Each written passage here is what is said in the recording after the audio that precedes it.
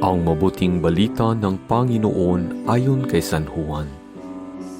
Nung panahong iyon, sinabi ni Jesus sa mga tao, "Ako ang pagkaing nagbibigay buhay na bumaba mula sa langit. Mabubuhay magpakailanman ang sinumang kumain nito. At ang pagkaing ibibigay ko sa ikabubuhay ng sanlibutan ay ang aking laman." Dahil dito'y nagtalo-talo ang mga Hudyo. Paanong maibibigay sa atin ng taong ito ang kanyang laman upang kanin natin? Tanong nila. Kaya't sinabi ni Jesus, "Tandaan ninyo, malibang kanin ninyo ang laman ng anak ng tao at inumin ang kanyang dugo, hindi kayo magkakaroon ng buhay.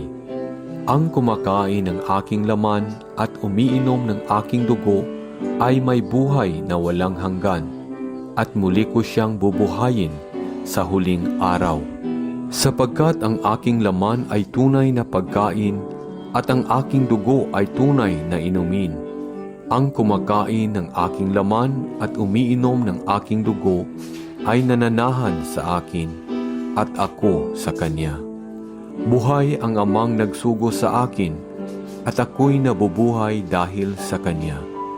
Gayon din naman, ang sinumang kumain sa akin ay mabubuhay dahil sa akin.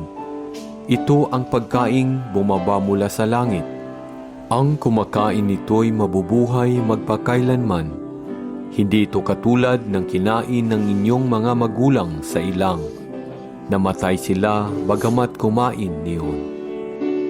Ang mabuting balita ng Panginoon, pinupuri ka namin, Panginoong Hesukristo.